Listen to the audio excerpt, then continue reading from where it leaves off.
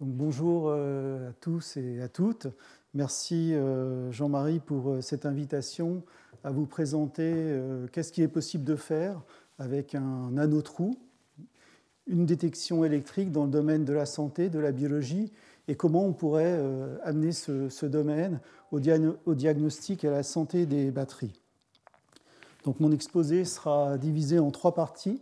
La première partie, je vais introduire le principe de la détection électrique à travers un nanotrou.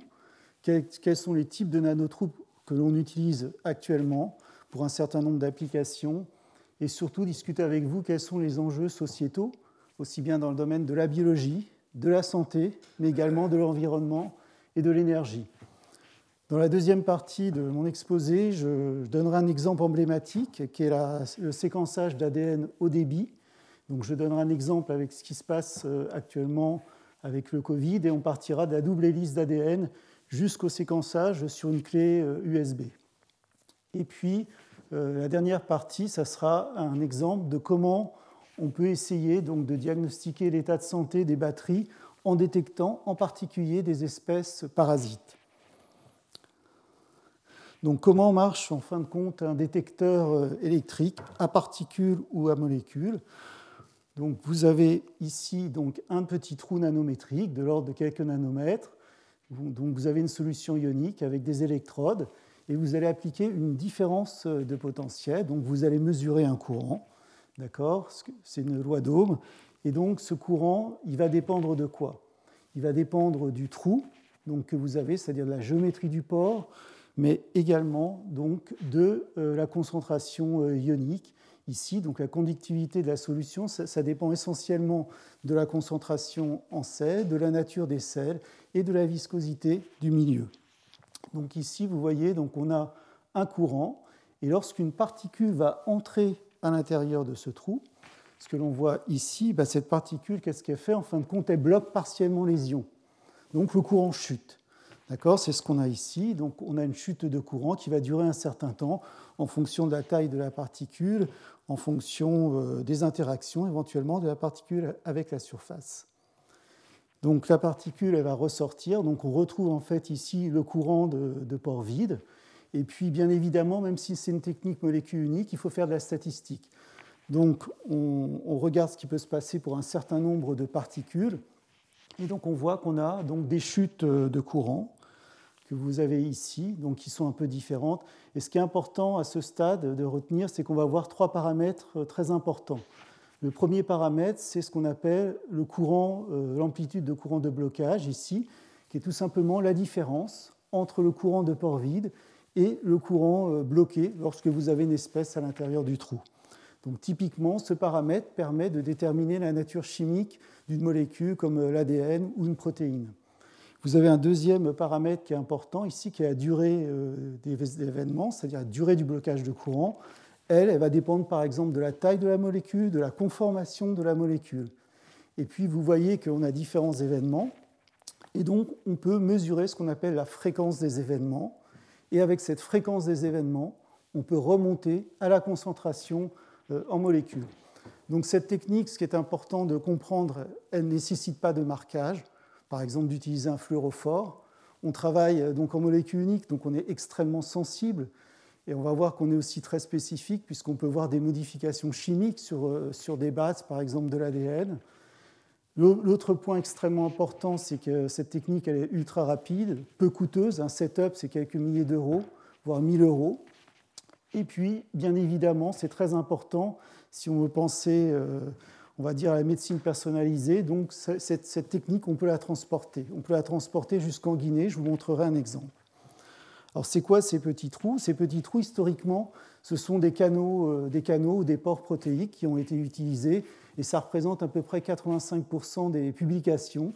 Alors, vous avez un exemple ici. Donc, ça, c'est une toxine qui est Staphylococcus aureus ou Staphylococcus doré. Donc, en fait, tout simplement, la protéine elle va faire un trou dans les cellules, et c'est comme ça qu'elle peut, par exemple, tuer une cellule. Et nous, on va l'utiliser comme un capteur parce qu'elle est extrêmement résistante à l'environnement, mais également, elle est extrêmement, cette toxine, sensible donc aux molécules biologiques. Alors, si on veut essayer de comprendre des choses à une échelle où on a un peu plus de confinement, on peut utiliser ce qu'on appelle des nanopores biomimétiques. Donc là, vous avez un exemple avec un nanotube de cyclodextrine. Donc là, le diamètre est typiquement de 0,5 nanomètres. Là, on avait environ 1,5 nanomètres. Donc maintenant, depuis quelques années, donc on peut travailler sur d'autres types de pores, donc des pores ce qu'on appelle artificiels. Donc ces pores, donc la membrane en fin de compte de lipides va être remplacée par une membrane solide, qui peut être soit par exemple du nitrure de silicium, soit des polymères. Et donc ce qu'on peut voir ici, c'est que typiquement on peut faire des trous de l'ordre de 1 nanomètre à 150 nanomètres en utilisant un microscope, soit à faisceau d'ions, soit à faisceau d'électrons. Et typiquement, l'épaisseur de la membrane, c'est quelques nanomètres à quelques dizaines de nanomètres. Donc on peut aussi utiliser des membranes polymériques, comme vous avez ici. Donc là, on utilise des ions lourds, argon, krypton, pour faire des trous. Là, c'est des membranes de PET. Et typiquement, on peut faire des trous de quelques dizaines de nanomètres à quelques centaines de nanomètres. L'avantage de ces membranes, c'est qu'on peut avoir une grande densité de trous qu'on peut contrôler jusqu'à 19 pores par centimètre carré. Et on peut aussi utiliser, comme vous le voyez ici, soit des pipettes de verre ou des pipettes de quartz qu'on va étirer et qu'on va aller pouvoir planter dans une cellule pour regarder une réaction chimique. Donc, on a des pores naturels, des pores artificiels, et puis depuis, je dirais, 5, 6, 7 ans, en fait, un certain nombre de groupes dans le monde essayent de travailler avec ce qu'on va appeler des pores hybrides. Donc, les pores hybrides, c'est l'association entre un canal naturel protéique qui a une extrême grande sensibilité, en particulier au milieu aqueux, avec des membranes solides, comme vous avez ici, là, ou bien des membranes polymériques. Donc ça présente les avantages d'avoir une membrane solide et une sensibilité qui est amenée par le capteur, qui est le pore protéique. Et puis vous avez également un exemple ici, où vous avez une membrane solide sur laquelle en fait on vient éclater une vésicule de lipides. Donc ça présente un avantage, ça permet de contrôler l'état de surface, mais ça va permettre également de contrôler le diamètre du pore, puisque vous pouvez changer la longueur des chaînes aliphatiques. Donc ça a été utilisé, par exemple, pour comprendre le développement dans le cas de maladie d'Alzheimer, c'est-à-dire la formation d'agrégats de protéines. Et puis, on peut aussi imaginer d'autres systèmes, comme vous avez ici, où on va insérer un nanotube, ici de nitrure de bore, dans une membrane percée solide pour des applications comme l'énergie bleue. Donc maintenant, je vais discuter avec vous les enjeux sociétaux, qu'est-ce qu'on a été capable de faire, qu'est-ce qu'on sera peut-être capable de faire dans quelques années avec les nanopores. Donc le premier point important en santé, c'est en lien avec le diagnostic. Donc il existe à l'hôpital énormément de méthodes de diagnostic.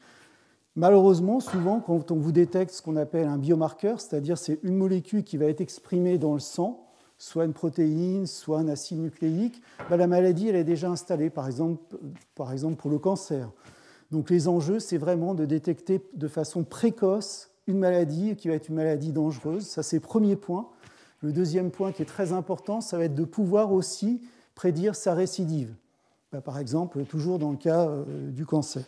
Donc les enjeux, c'est vraiment de pouvoir détecter, donc, je dirais, quelques dizaines, quelques centaines ou quelques milliers donc, de biomarqueurs, d'accord. Et à partir de quoi? Donc à partir soit d'un échantillon biologique, comme vous l'avez ici, donc ça peut être, là ici c'est du sang, ça pourrait être un autre type de biofluide, et je dirais un enjeu encore plus difficile que vous avez ici, c'est-à-dire à partir du sang, j'extrais une cellule, par exemple une cellule qui va quitter sa tumeur primaire et qui va avoir trois destins, soit cette cellule elle va être foudroyante, elle va refaire un cancer, soit pendant 10 ans, elle va échapper au système immunitaire et elle va faire de la récidive, soit elle va être détruite par le système immunitaire.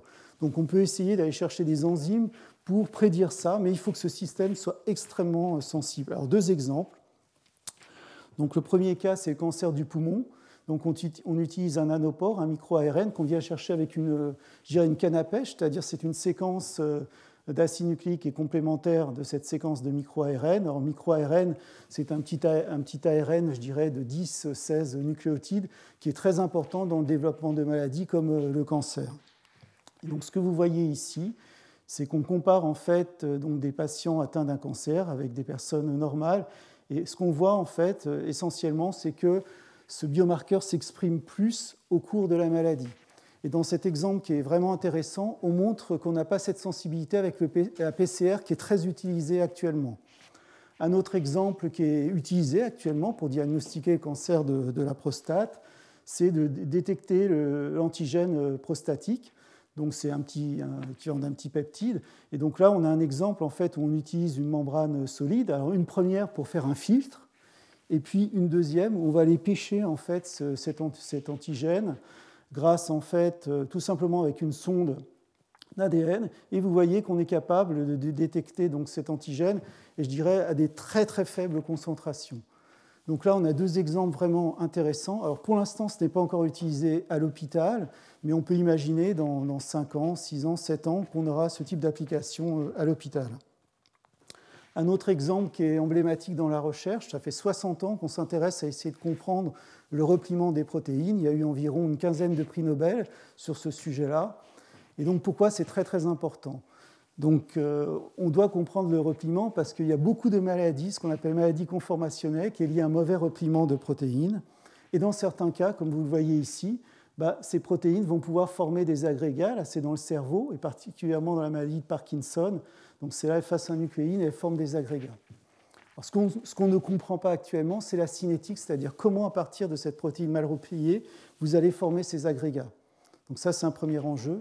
Comment éventuellement empêcher ou ralentir la formation de ces agrégats et comment on pourrait répondre à ces enjeux en utilisant les nanopores. Donc vous avez un exemple ici. Donc ça, c'est, on va dire, un tunnel énergétique. Vous avez d'abord votre protéine dépliée et puis progressivement, elle va se replier. Donc on peut essayer déjà de bien comprendre toutes ces étapes de repliement ou de mauvais repliement à travers cet espace de conformation. Donc en utilisant les nanopores tout simplement comme des filtres moléculaires. Et puis, on peut aller regarder des choses à une échelle plus supramoléculaire. Il y a eu un exemple qui est sorti il n'y a pas très longtemps dans Nature Nanotechnologie, où là, on peut regarder la formation d'agrégats impliqués dans des maladies humaines, depuis le monomère, l'oligomère, jusqu'aux fibres amyloïdes qu'on a ici, en utilisant justement ces membranes solides avec des lipides à leur surface. Alors, un autre enjeu qui est très important et d'actualité, c'est la détection, le diagnostic de virus. Donc là, c'est un exemple qui est très récent. Donc, bien sûr, les enjeux, c'est quoi ? C'est détecter quelques particules virales, je dirais quelques dizaines, quelques centaines. Ça, c'est le premier point. D'être capable aussi de différencier les variants, c'est aussi extrêmement important dans une crise pandémique. Et bien sûr, le faire à partir d'un biofluide. Donc, dans cet exemple qui est très intéressant, il compare en fait 5 types de virus impliqués dans les voies respiratoires. Et donc, ils utilisent une membrane percée et ils regardent simplement la chute de courant et pour voir si c'est possible de détecter les virus, quelques particules de virus. Alors, je vous ai juste mis ça pour mémoire. Vous voyez, quand on fait typiquement un test ELISA, on est plutôt à 10 puissance 8 particules par millilitre. Donc, on gagne énormément en termes de sensibilité. Donc là, vous voyez, donc c'est le courant, donc premier virus, vous avez des chutes de courant, coronavirus, grippe, influenza, et puis le dernier, coronavirus. Donc là, par exemple, c'est très facile de différencier ce que vous avez en vert du reste, mais pour les autres, c'est un petit peu plus compliqué. Alors, ce qui commence à se développer dans ce domaine, en tous les cas, de détecteurs électriques, c'est donc l'analyse, l'aide, je dirais, à l'identification de ces virus par machine learning. Alors, 2 points importants, je ne ferai pas mon exposé dessus, mais juste pour fixer les choses. Donc là, pour pouvoir avoir quelque chose de, je dirais, de reproductible, donc ils ont besoin de 20 paramètres sur cette chute de courant. Donc je dirais 10 paramètres sur la durée, 10 paramètres sur la hauteur du courant, pour pouvoir arriver, je dirais, à une très bonne distinction des différents virus. Donc ça, c'est le premier point. Et deuxième point, c'est très très important, il faut avoir des bases expérimentales solides, des données robustes et suffisamment, sinon ça ne présente pas un intérêt. Un deuxième cas toujours lié au virus, donc ça c'était très important, c'est par rapport à la médecine personnalisée. Donc on a tous entendu parler de la crise Ebola, c'était en 2015, donc là c'est en Guinée. Et donc, l'idée, c'était de pouvoir tester très rapidement, par séquençage ultra rapide, donc, la population et l'évolution du virus. Donc là, ce que vous voyez, c'est que ça tient dans une clé USB. Ça a été développé par Oxford Nanopore, c'est 1 000 €. Donc on peut lire environ jusqu'à 1,3 million de bases. Donc on a 512 trous en parallèle. Et ce qui est important que vous voyez ici, c'est que ça tient dans une valise de 50 kg. Donc ça a été emmené. Donc il y a eu un hôpital qui s'est construit. Et donc ça a été un bon exemple de réussite. Le virus fait 19 000 paires de bases. Donc depuis le prélèvement de l'échantillon jusqu'à un séquençage, donc ça ne durait pas plus d'1 heure. Par contre, ils ont rencontré des problèmes. Et là, on rejoint le problème du stockage de l'énergie, c'est-à-dire qu'ils ont eu des grandes difficultés quand on lit ce papier dans Nature pour pouvoir avoir du réseau électrique. Donc, ils ont dû utiliser des générateurs et ils étaient un peu limités par rapport à ça. Donc, l'étape d'après, donc, on peut séquencer l'ADN, c'est un alphabet à 4 lettres.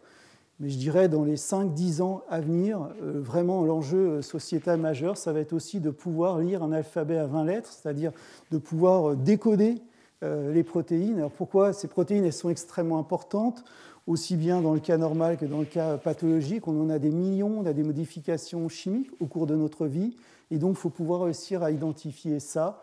Et à l'heure actuelle, en tous les cas, les techniques qui existent, elles sont performantes sur environ 1 million de molécules. Donc, si on veut faire des détections à très faible, je dirais, nombre de particules ou de molécules, ce n'est pas possible. Donc, je vous montre un exemple, je dirais, qui peut être encourageant. Donc là, l'idée, c'est qu'on utilise un nanopore protéique et on attache en fait les 20 acides aminés différents avec un petit peptide qui va servir de locomotive pour amener, en fin de compte, chaque acide aminé dans le capteur et lire en fait son identité. Et essayer de regarder aussi des modifications chimiques. Donc, ce que vous voyez ici, c'est donc le nombre d'événements en fonction donc, de la profondeur de blocage. Un point rouge, c'est une molécule. Elle a une coordonnée en durée et une coordonnée en amplitude. Donc, ce qu'on voit ici, c'est qu'on est capable de faire la différence entre deux acides aminés qu'on appelle phénylalanine, tyrosine, et simplement, leur différence, c'est un hydroxyle. Donc maintenant, on va essayer de regarder les choses encore un peu plus fines, c'est-à-dire que la masse des acides aminés va être la même. Et la question, est-ce qu'on est capable de voir des différences de structure au niveau des isomères? Donc là, vous avez l'exemple ici. Vous avez donc isoleucine, leucine. Donc on a la même masse, on a une différence de structure. Et on a deux pics qui peuvent être identifiés pour donc ces deux isomères. Donc maintenant, on regarde les 20, cet alphabet à 20 lettres. Qu'est-ce qui se passe? Donc on est capable d'avoir des signatures électriques. On est capable de voir des modifications chimiques, ce qu'on appelle modifications post-traductionnelles. En revanche, vous voyez qu'on a des indéterminations sur certains acides aminés. Mais je dirais, voilà, c'est une histoire qui commence. Et puis, je dirais, dans 5-10 ans, il a fallu 15 ans à peu près pour séquencer l'ADN à partir du démarrage. Donc, je pense qu'il faudra sensiblement un nombre important d'années pour y arriver.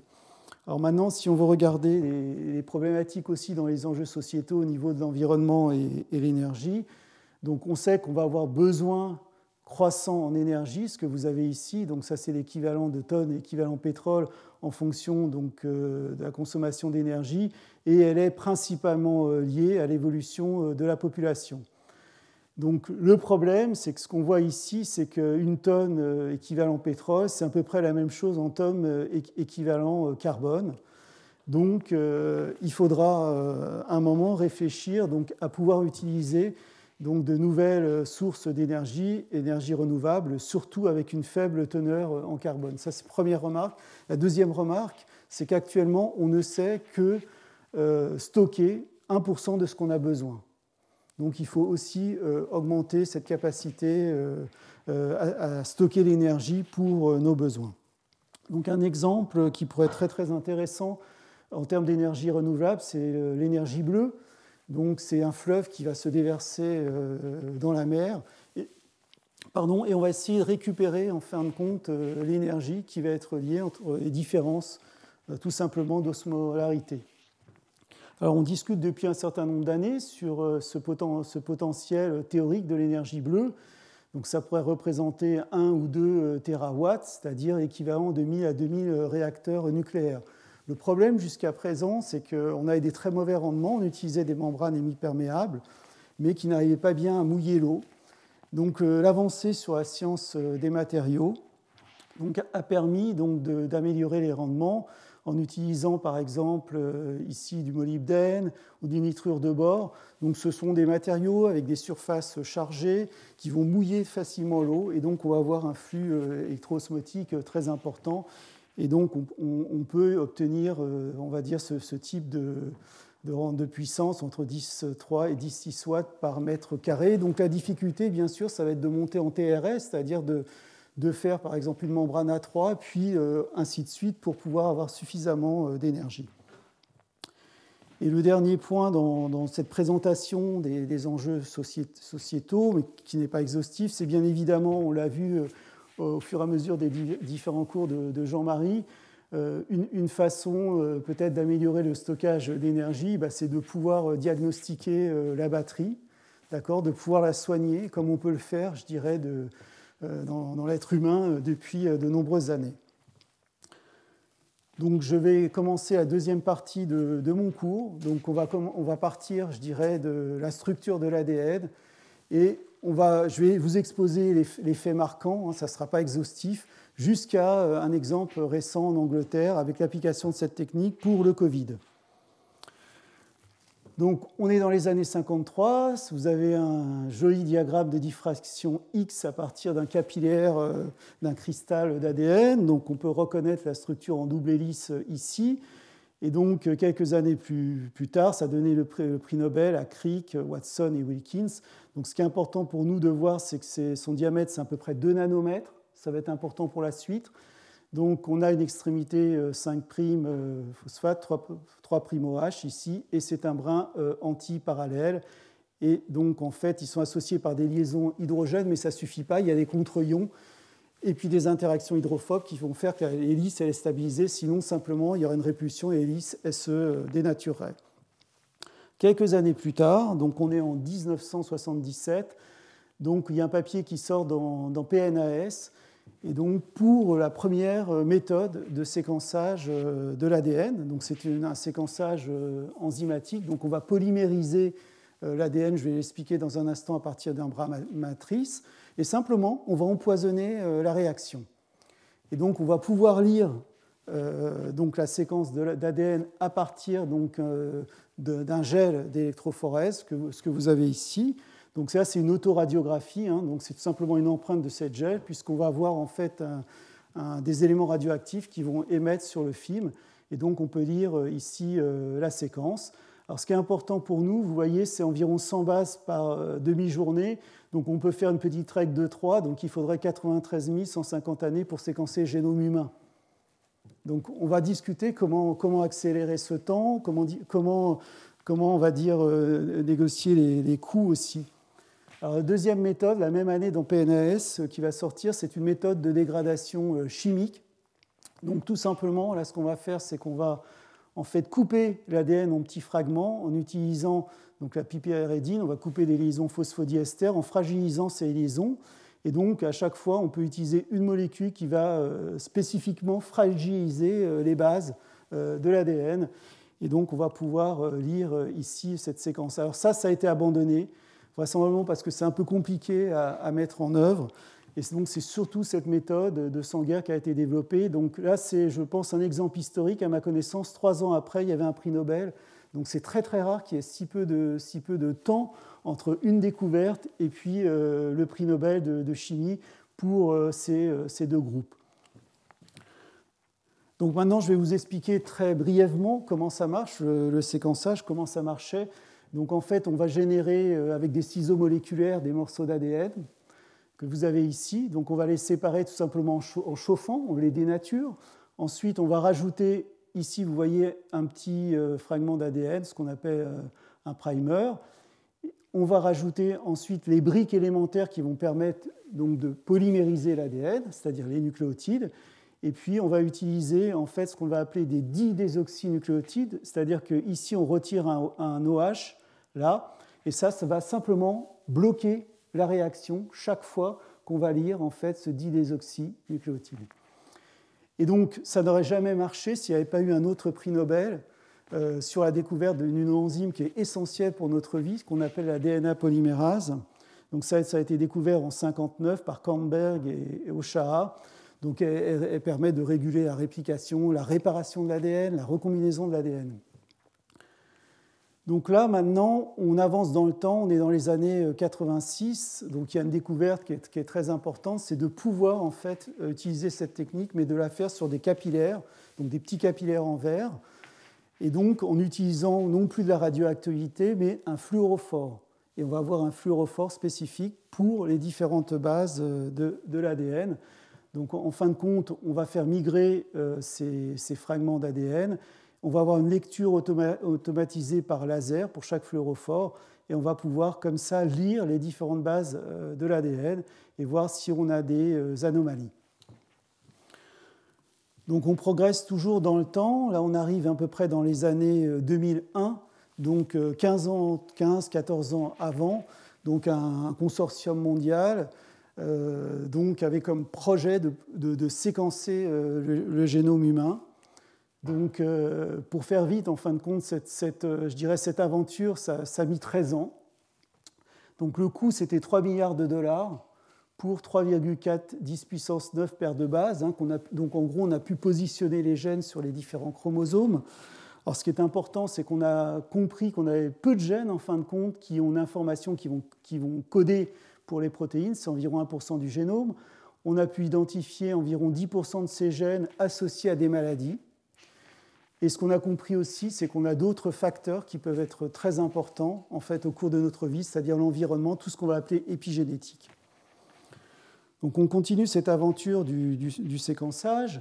Donc là, c'est une projection, on est en 2001, donc on vient d'avoir le premier séquençage. Et puis donc l'idée, c'est quand est-ce qu'on va pouvoir en fait, faire un séquençage à environ $1000 et est-ce qu'on va pouvoir le faire en 1 heure?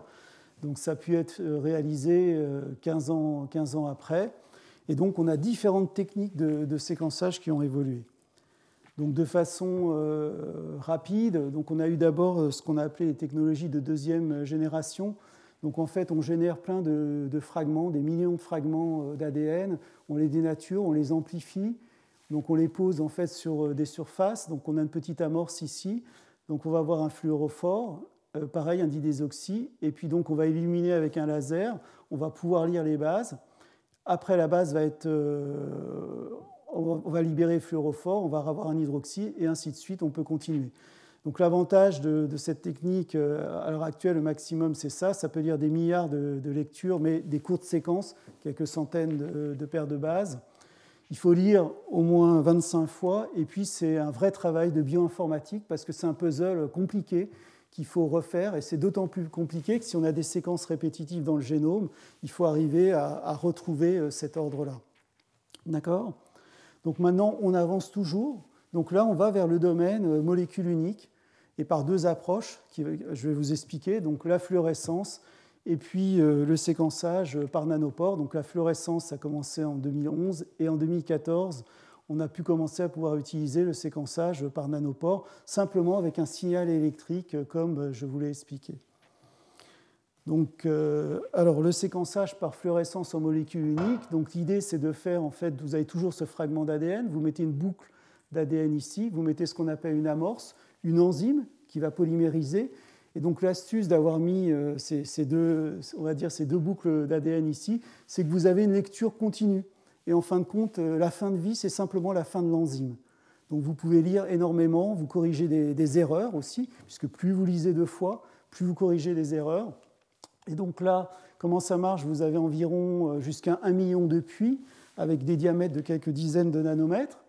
Donc vous allez envoyer un laser. Donc Jean-Marie Tarascon a bien expliqué ce que c'était que l'onde évanescente. Là, on récupère l'onde évanescente avec donc les fluorophores qui vont être incorporés. On va pouvoir lire la séquence d'ADN. Donc jusqu'à présent, on utilisait ce qu'on appelle une pression hydrostatique. Donc on était limité à la taille je dirais, relativement faible de longueur des chaînes d'ADN. Et puis il y a eu il n'y a pas très longtemps un papier qui est sorti dans Nature Nanotechnologie. En fin de compte, si on contrôle bien ce qu'on appelle la force électrique, donc on peut pousser des longues chaînes à rentrer donc, dans ce petit puits, et donc jusqu'à des chaînes de l'ordre de 50 kilobases. Alors si on fait un petit point, elle a quand même des limitations. On est toujours limité à la taille des segments, parce que même si c'est des 50 kilobases, ce n'est pas encore des très très longues chaînes. Le coût est élevé, hein, juste pour fixer les idées, c'est 350 000 à 700 000 euros par rapport à 1 000 euros tout à l'heure. Et puis le coût aussi de la manip est relativement élevé. Donc on est obligé aussi de prendre en compte ça si on est dans une optique médecine personnalisée. Donc maintenant, je vais introduire d'où on est parti pour arriver en fin de compte au séquençage ultra rapide d'ADN. Alors c'est toujours pareil, souvent la technologie elle existe depuis très très longtemps. Et là c'est un exemple, en fait ici c'est 1953, donc c'est un brevet qui a été publié par Coulter. Et donc l'idée, c'est tout simplement, vous avez une membrane, vous avez un trou, hein, comme je l'ai expliqué jusqu'à présent, vous faites une différence de potentiel, vous avez la solution ionique, on en a déjà parlé, donc vous avez un courant ionique, ensuite vous avez des chutes, des signatures de courant qui vont dépendre de la taille des molécules, et vous pouvez aussi regarder des interactions ligand-molécules. Donc ce brevet a été énormément exploité dans tout ce qui est, je dirais, laboratoire de biologie, avec ce qu'on appelle les FACS, c'est-à-dire les trieurs de cellules, de bactéries, en envoyant un laser sous un flux microfluidique. Donc maintenant, comment on passe d'un compteur, je dirais, de particules à un compteur moléculaire? Donc là, il y a eu 2 papiers qui sont sortis dans les années 90 dans Nature, dans le groupe de Parsegian. Donc l'idée, c'est d'utiliser, en fin de compte, ici un petit trou de 150 micromètres dans lequel on va peindre une bicouche de lipides. On va envoyer un canal qui va former un trou unique dans cette bicouche de lipides. Et vous voyez qu'en fait, ici, dans ce premier exemple, on peut l'utiliser comme un trieur moléculaire. Donc on peut, par exemple, séparer des tailles de chaînes de polymères, polyéthylène glycol. Ça pourrait être la même chose avec des molécules biologiques.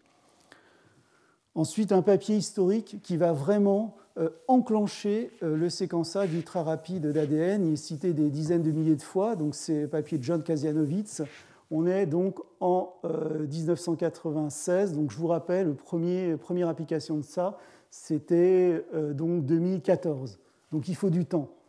Alors là, ce papier, donc on a un pore protéique ici qui est l'alpha-hémolysine, on l'insère dans une bicouche lipidique, et puis ils vont regarder le passage soit de molécules d'ARN ou d'ADN. Donc la première question qui était posée, c'est en fin de compte, si on veut un jour faire du séquençage ultra rapide d'ADN, il faut déjà prouver que la molécule passe à travers le trou. Donc c'est ce qui a été montré sur ce papier, en fait tout simplement en regardant ce qui va sortir en fin de compte du nanopore. Donc ils vont prendre de l'ADN double brin et de l'ADN simple brin. Et vous voyez que l'ADN double brin n'est pas présent quand on veut l'amplifier par PCR en sortie de pore. Donc ça veut dire simplement que l'ADN double brin ne peut pas passer, tandis que l'ADN simple brin traverse bien le pore. Première information. Deuxième information, vous vous souvenez des temps, 13 ans pour séquencer le génome humain. Donc là, on peut faire de la même façon un petit calcul. Donc le temps moyen, c'est de l'ordre de la microseconde ou de quelques microsecondes de passage d'une base. Donc, ça fait rêver, on pourrait séquencer le génome humain en environ 7 heures. Maintenant, la question, c'est est-ce qu'on a la résolution pour le faire? Donc, il y a eu de nombreux travaux. Je m'attache à vous montrer les faits marquants. Il y a des centaines, voire des milliers de papiers sur ce sujet-là. Donc là, maintenant, on va essayer de différencier cet alphabet à 4 lettres. Donc, vous avez ici des séquences alternées de C, de T. Ce qui est très important de voir, donc là, c'est le temps en fonction du courant de blocage. Donc on peut faire des différences sur des séquences. Attention, à condition qu'elles soient suffisamment longues. Par rapport à quoi? Par rapport à la longueur du pore. Donc on va définir plus tard ce qu'on va appeler la zone de lecture, en fait, pour le séquençage. Et ça va être très, très important. Avec ce type de canal, si les tailles de chaînes sont de l'ordre de quelques dizaines de nucléotides, on ne peut plus faire la différence. Deuxième point important, si vous voulez séquencer, il faut pouvoir suivre l'orientation du pore. 5', 3'. Donc il y a un papier qui est sorti dans les années en 2005, où tout simplement, donc là, ils font des petites constructions tige-boucle, et donc ça permet, en fin de compte, de pouvoir déterminer l'orientation, donc l'entrée soit du côté 5', soit du côté 3' de l'ADN dans les nanopores. Donc maintenant, on continue, c'est-à-dire comment on peut améliorer la résolution. Donc une première façon d'améliorer la résolution, donc il y a un papier qui est sorti dans JACS, dans le groupe d'Agan Bellet, donc en 2006. Donc l'idée simplement, on met un adaptateur. Alors cet adaptateur, il va rentrer dans ce petit trou naturel qui est l'alpha-hémolysine. Il va avoir deux fonctions. Il va diminuer le confinement, donc il va augmenter la résolution, et puis il va servir à attraper les nucléotides. Donc c'est ce que vous avez ici. Donc vous avez le pore, vous avez la cyclodextrine, qui est un sucre circulaire, et vous avez un nucléotide ici en jaune.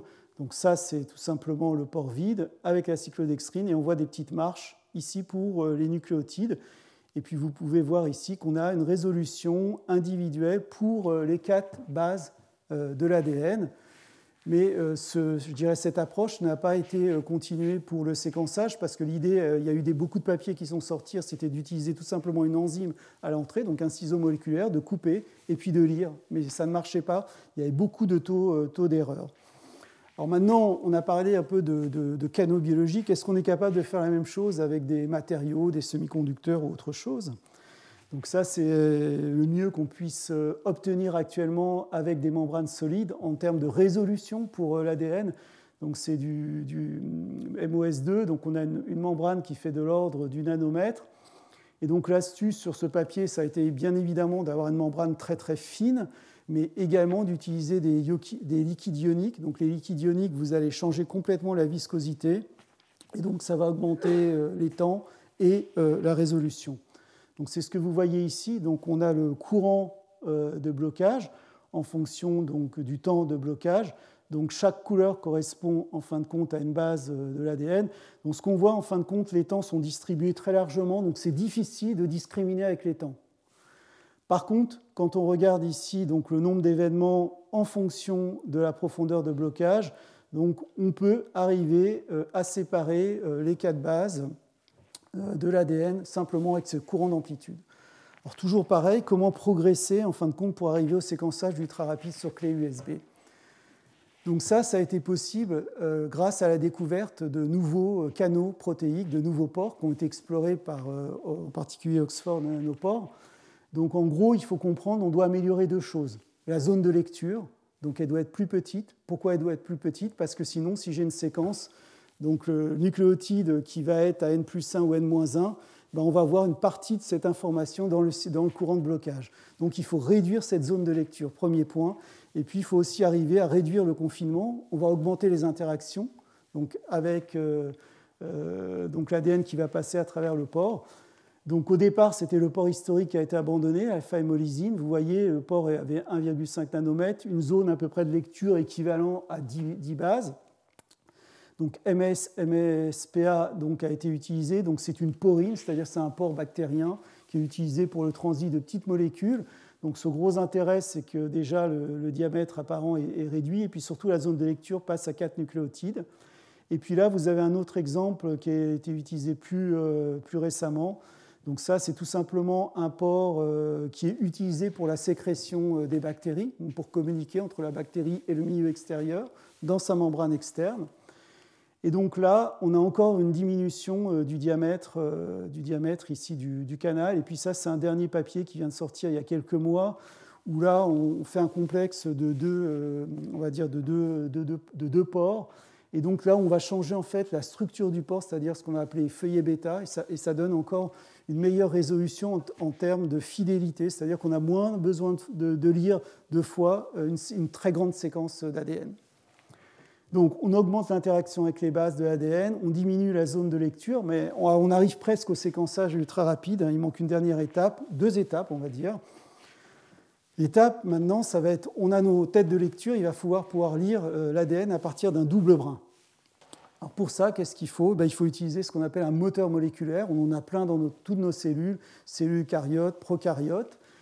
Et donc ce moteur moléculaire, qu'est-ce qu'il va faire en fin de compte ? Il va dérouler l'ADN double brin, et donc il va aussi avoir une force pour le faire rentrer à l'intérieur ici du pore protéique en utilisant de l'ATP.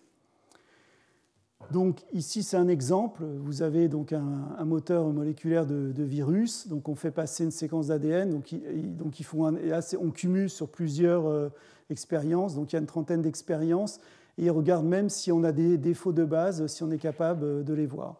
Donc on gagne en fait en diminution de la vitesse de translocation, puisque ce moteur en fait fonctionne plus doucement que tout simplement quand on utilisait une force électrique. D'accord ? La lecture est progressive de l'ADN simple brun. Et puis la dernière étape, pour avoir pu développer, je dirais, le séquençage ultra rapide, ça a été de remplacer la membrane lipidique par une membrane polymérique de type copolymère, dibloc, tribloc.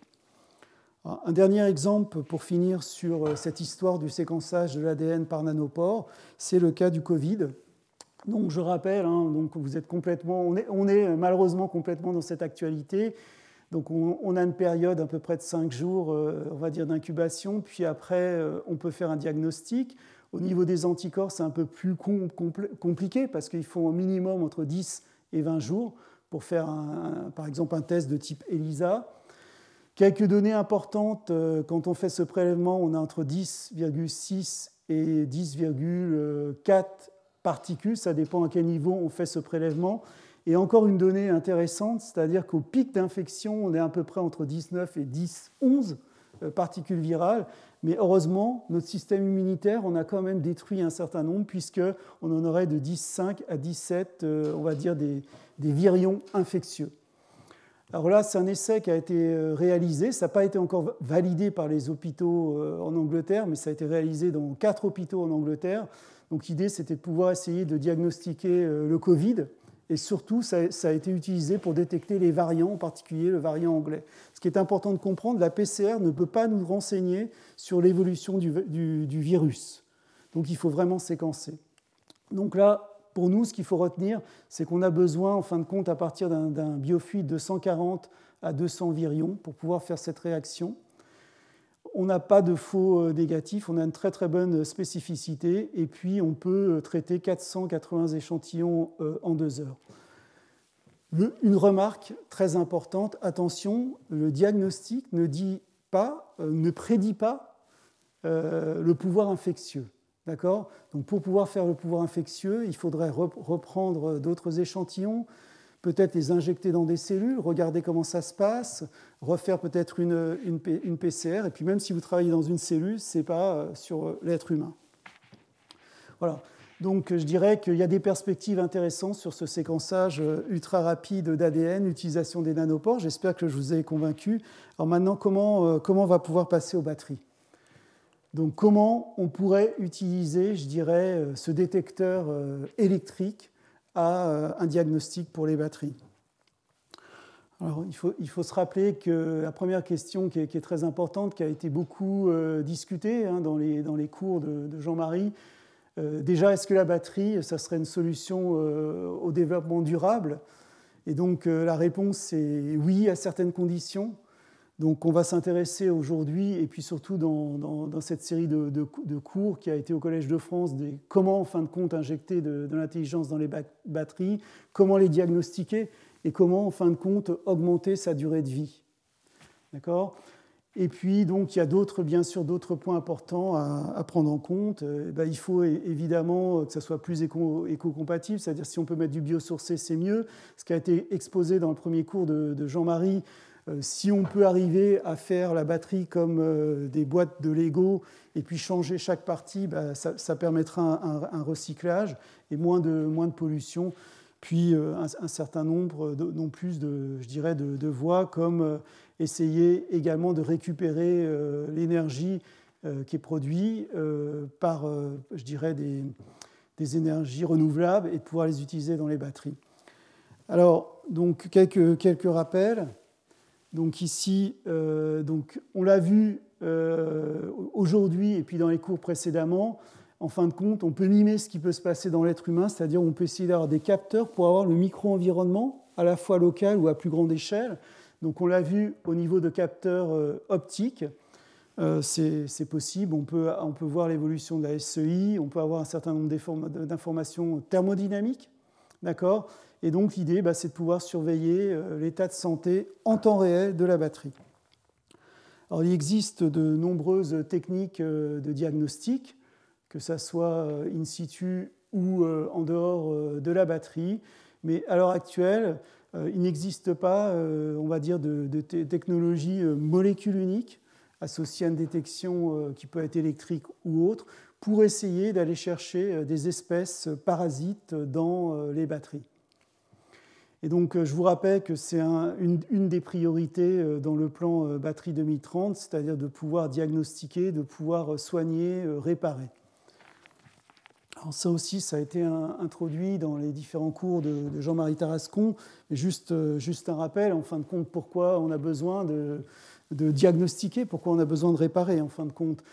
On voit ici qu'au cours de cycles de batterie, on a des augmentations en température, donc on peut avoir des fissures ici au niveau des électrodes, donc des craquures mécaniques. On peut avoir aussi des métaux qui vont se dissoudre et qui vont contribuer à la formation de la SEI, mais également au cours des cycles d'oxydoréduction. Donc on va pouvoir avoir certaines espèces parasites qui vont pouvoir se former. Donc le but, c'est d'essayer de diagnostiquer, d'identifier ces espèces parasites dans un premier temps. Dans un deuxième temps, si on veut préserver la batterie, son état de santé, ça serait de pouvoir les capturer. Et puis de pouvoir peut-être associer les deux, c'est-à-dire du diagnostic, mais également de la prévention par rapport, je dirais, au vieillissement de la batterie, en essayant de capturer des espèces parasites.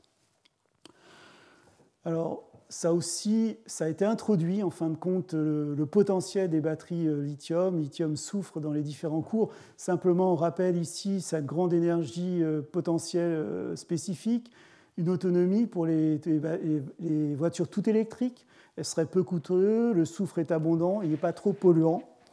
Mais on est confronté à un certain nombre de problèmes ici, c'est-à-dire que lors de la navette redox, on va avoir la formation d'espèces insolubles dans l'électrolyte.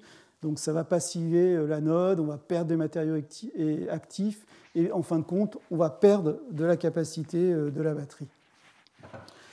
Donc là, je vais vous montrer un exemple. Donc en travaillant dans une solution aqueuse, donc est-ce qu'on peut détecter ces espèces parasites?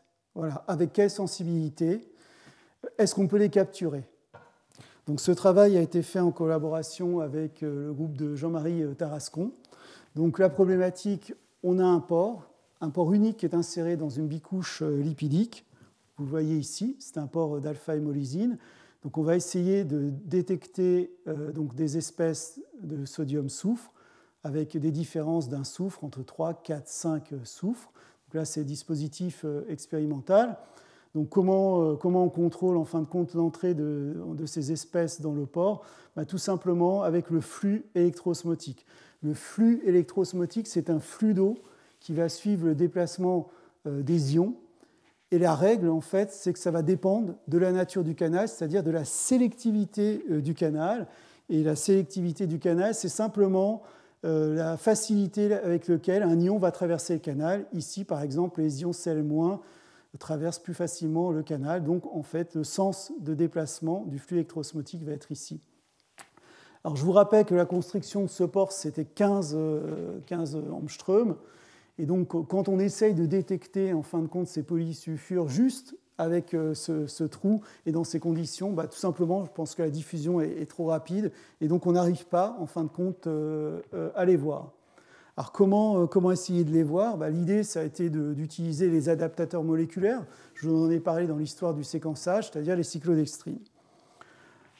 Alors, à partir de là, on se pose au moins deux questions, c'est-à-dire quelle va être la meilleure cyclodextrine, le meilleur adaptateur moléculaire pour capturer les polysulfures. Ça, c'est la première chose. Comment on va pouvoir étudier l'interaction entre les polysulfures et les cyclodextrines?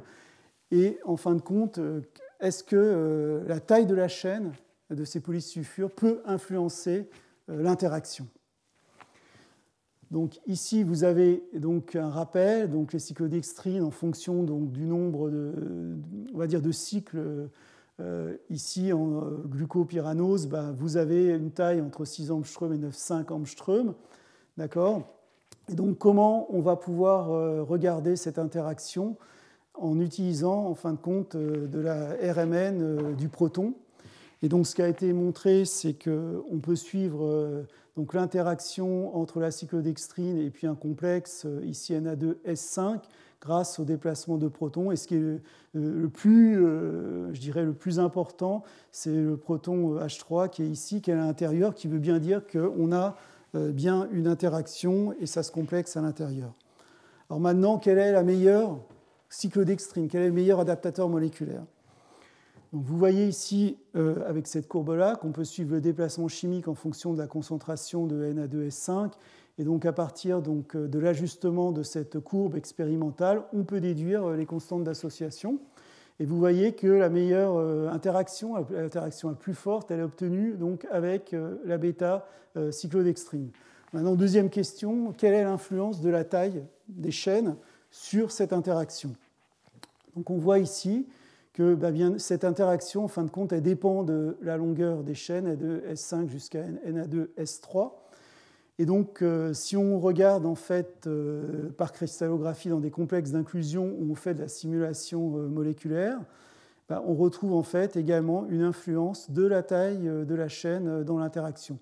Donc, ce que vous voyez sur donc ce graphe-là, on a montré meilleure affinité avec la bêta-cyclodextrine.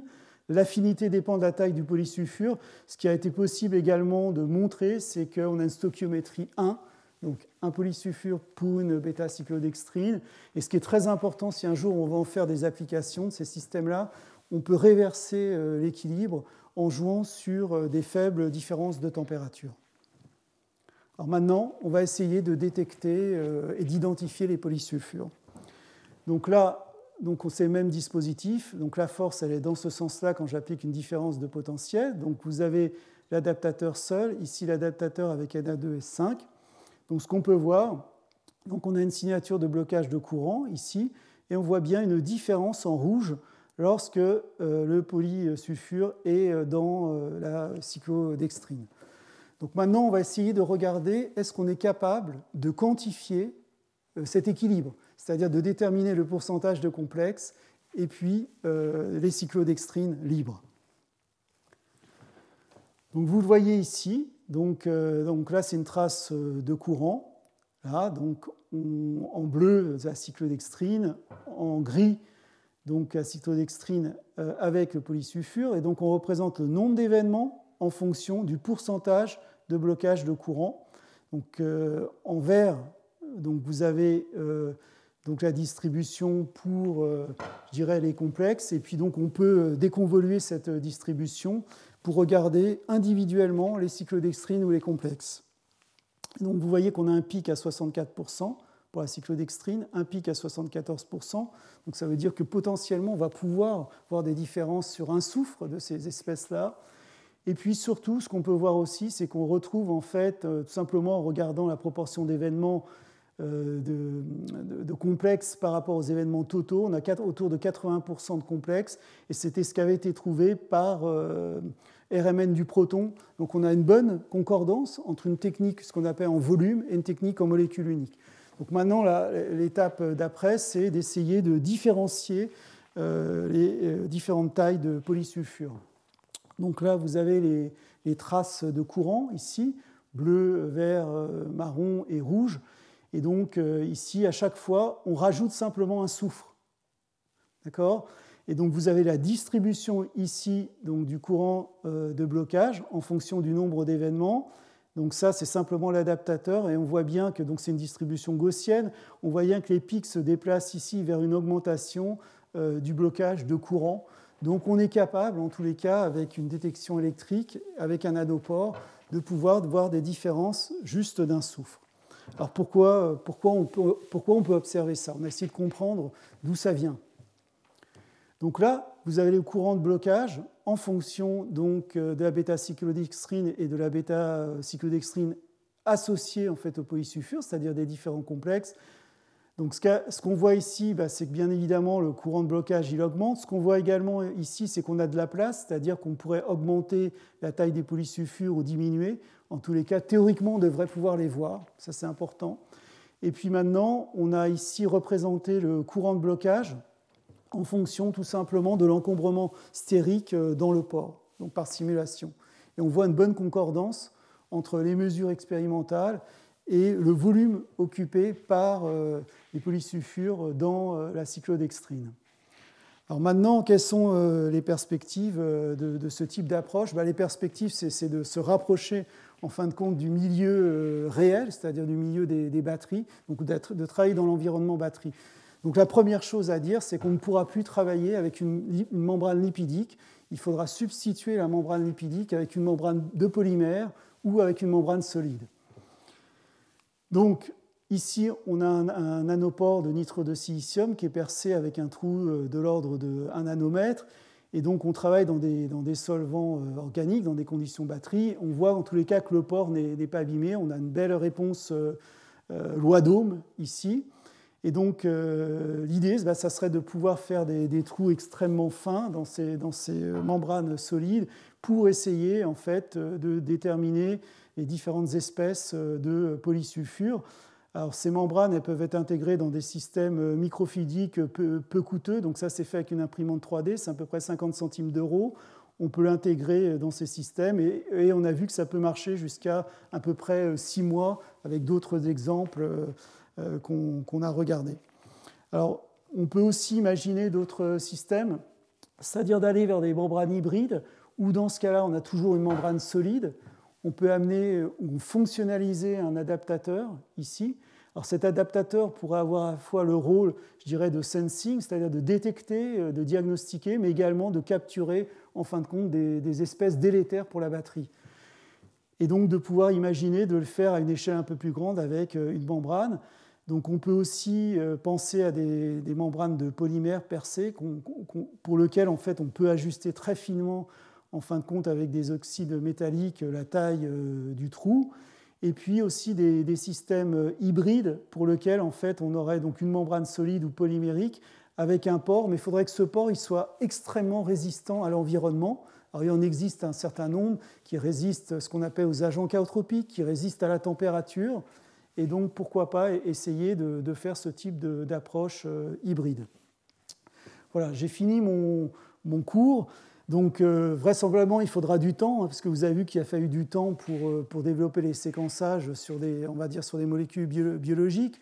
De passer de la biologie au domaine des batteries, c'est aussi compliqué parce qu'on travaille dans un environnement qui est aqueux, et là, on n'est plus dans un environnement aqueux. Voilà, donc je vous remercie pour votre attention, et je remercie également les collaborateurs de mon équipe et les collaborateurs avec qui j'ai eu le plaisir de travailler pour développer ce travail. Merci beaucoup.